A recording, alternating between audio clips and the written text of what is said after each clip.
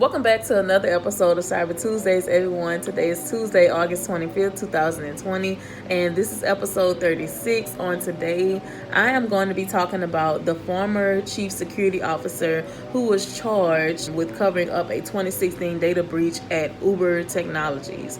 And this article came from thehackernews.com. It was published on August 20th, 2020. So federal prosecutors in the United States, they have charged Joseph Sullivan, which I will refer to him as Joe in this video, with covering up a massive data breach that the ride-sharing company suffered back in 2016.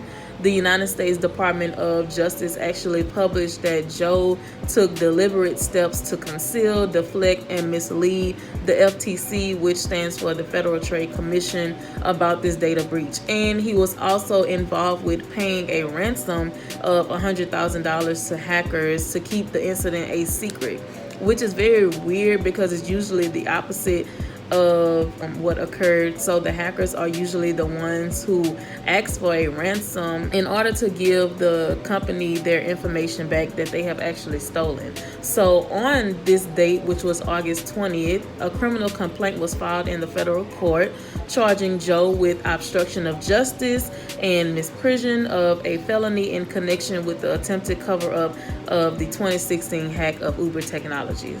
So now I'm going to go into some specifics about what happened with the 2016 hacking incident of Uber. So number one, the data breach exposed many names, email addresses, and phone numbers of about 57 million Uber riders and drivers, and driver license numbers of around 600,000 Uber drivers. The company actually revealed this information to the public almost a year later in 2017, immediately after Joseph Sullivan left his job at Uber in November.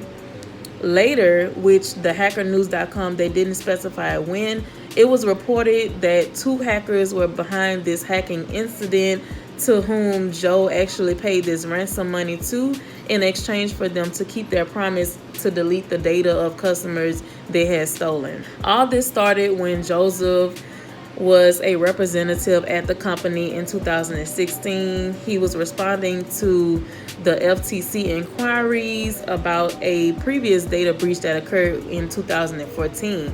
But during that same time, the two hackers actually reached out to him and told him that a new data breach had occurred and that they were behind the incident. On November 14, 2016, which was 10 days after Joe provided his testimony to the Federal Trade Commission, he actually received this email from the two hackers informing him that Uber had been breached again. And Joseph's team, which is actually the security team, they were able to confirm this security breach within 24 hours of him receiving this email.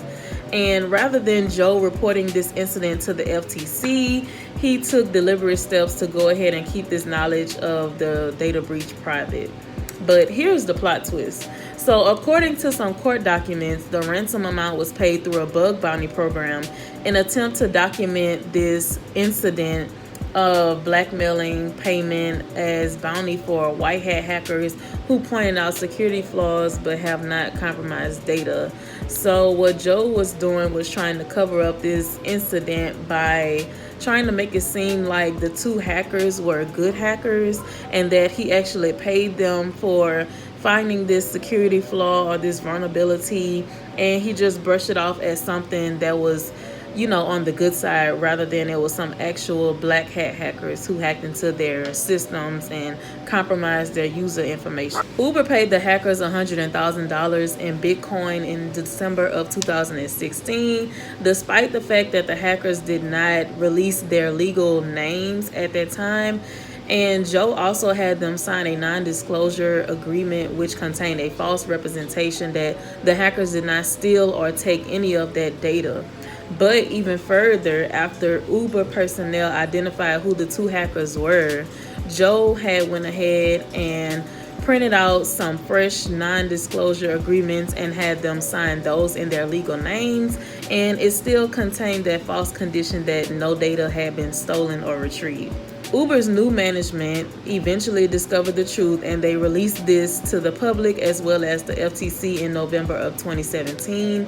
And a year later, The British and the Dutch data protection regulators, they fined Uber with $1.1 million for failing to protect its customers' personal information during that 2016 cyber attack. Last year, both hackers pleaded guilty to several counts of charges for the hacking and blackmailing, not only of Uber Technologies, but LinkedIn and other U.S. corporations as well. And if Joseph is found guilty of the cover-up charges, he could face up to 8 years in prison and potential fines of up to $500,000. So this was the article that I came across today. And like I said, it's weird that Joe would go through all of this just for him to have to face time in jail when all he had to do was report this to the FTC and they would have took the measures from there.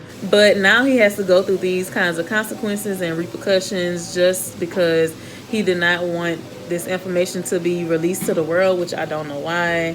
But let me know how you guys feel about this topic in the comments below. Feel free to share. Feel free to include some more information if you actually heard of this incident on the website or you came across it before.